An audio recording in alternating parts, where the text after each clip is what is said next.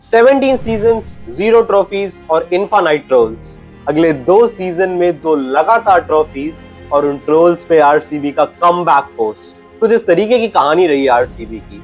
पता है, Napoleon Hill की एक बहुत इंटरेस्टिंग लाइन है कि what the mind of a man can conceive and believe it can achieve. और शायद इसी थ्योरी पे आरसीबी टीम मूव की है। ऐसा मैं क्यों कह रहा हूँ? क्योंकि पिछले सीजन में जब ट्रॉफी जीत के आती है ना ये टीम, तो मो बोबार्ट जो इनके डायरेक्टर ऑफ क्रिकेट हैं, ये बात बोलते हैं कि get addicted to this feeling. Addiction होना चाहिए इस फीलिंग से।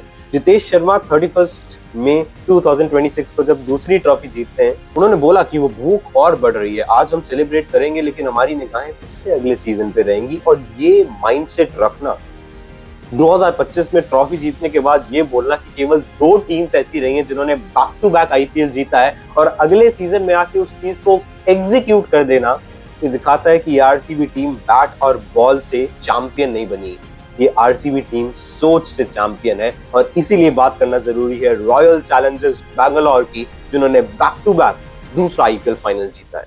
रजत पाटीदार और उनकी ये टीम सोच से चैंपियन है, जैसा कि मैंने आपको बताया।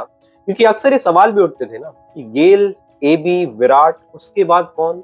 शायद जो इनिशियल फेज में आरसीबी के फैंस रहे उनके पास जवाब होता नहीं था, लेकिन आज के दिन में हर एक आरसीबी के फैन ये कह सकता है विराट के बाद रजत है, रजत के बाद पाटिकल है, पाटिकल के बाद टिम डेविड है, कृणाल पांड्या है, भुवनेश्वर कुमार है। और मैं हमेशा ये बोलता हूँ कि ये 2 महीने की लीग इतनी टफ है कि आप शायद 11 लोगों के साथ नहीं जीत सकते हो। आपको आपकी पूरी स्क्वाड से वो कंट्रीब्यूशन चाहिए, along side your management, along side वो कोच। रजत पाटीदार ने ना जाने कितनी बार ये बात बोली है कि वी आर अ टीम जो प्रेजेंट में रहना पसंद करते हैं, और प्रेजेंट में रह के बहुत आगे निकल गई है टीम। और उसके कुछ कारण बताना चाहता हूँ। सबसे पहले मैनेजमेंट की मैंने बात की, सोच की मैंने बात की, तीसरी बात होनी चाहिए रोल डिफाइनिंग। हर एक प्लेयर के पास रोल कितना क्लैरिफाइड है। फिल सॉल्ट इंजर्ड होते हैं, वेंकटेश अय्यर आधा सीजन नहीं खेलते हैं, लेकिन जब आते हैं तो ऐसा लगता है कि शायद ये तो इनकी स्टार्टिंग 11 में होने चाहिए थे। देवदत्त पडिक्कल, शायद 2 साल पहले उनका करियर में भी बातें हो रही थी, लेकिन आरसीबी में आते हैं और वो क्लैरिफाइड रोल, वो एनवायरनमेंट मिलता है, वो उनको सूटेबल कंडीशंस मिलती हैं जहां पे वो परफॉर्म कर सकते हैं और टीम को मैचेस जिताने के लिए एडिक्टेड दिखते हैं। ये बड़ी इंपॉर्टेंट चीज है। और उसके बाद विराट कोहली 19 सीजन खेल रहे हैं आईपीएल का, लेकिन चेज में, फाइनल में अभी भी विराट कोहली के कंधों पे वो जिम्मेदारी। ऐसा नहीं कि आरसीबी टीम उनके बिना ये चेज नहीं कर सकती, उन्होंने पिछले 2 सालों में कमाल के चेज किए हैं, लेकिन एक्सपीरियंस बड़े स्टेज पे शाइन करता है। यही बात बोली है विराट कोहली ने अपने पोस्ट मैच कॉन्फ्रेंस में। और किस तरीके से आप अपने आप को बेटर बना सकते हो। विराट कोहली पिछले 2 सीजन से हमें देख रहे हैं कि सामने वाली टीम का जो प्राइम बॉलर होता है, कगिसो रबाडा इस सीजन में पर्पल कैप विनर है, लेकिन उनको शायद ऐसा ट्रीट किया कि कोई नेट बॉलर है। ये स्टैट्स अगर आप देखो इस आईपीएल में रबाडा वर्सेस विराट के, ये स्टैट्स आपको दिखाते हैं कि पावर प्ले में अगर आप सामने वाली टीम के सबसे महान बॉलर को अटैक कर देते हो, तो पावर प्ले में आप अपनी टीम के लिए गेम भी सेट कर देते हो। विराट कोहली ने बड़ी इंटरेस्टिंग चीज बोली है पोस्ट मैच में। उन्होंने बोला कि ये जो यंगस्टर्स है ना, ये मुझे पुश करते हैं बेटर होने के लिए। और ये बात विराट कोहली द सुपरस्टार ने नहीं बोली है, ये Virat Kohli the person, the Virat Kohli the human ने बोली है।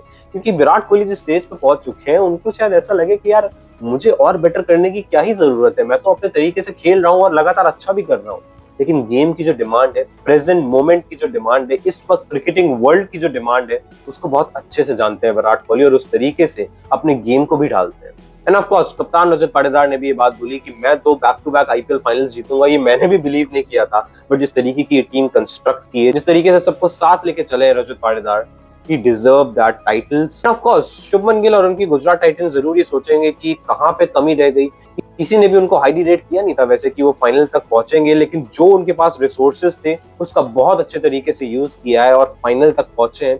बट सच बात यह है कि आरसीबी इस पूरे टूर्नामेंट में ज्यादा कॉम्पिटिटिव रही है और इसीलिए वो कप उठा के लेके गए हैं। So as Rajat Patidar said that ए साला नू कप नमदू, and it's the official time जहां पे हम ये बोल सकते हैं कि आरसीबी एरा हैज स्टार्टेड।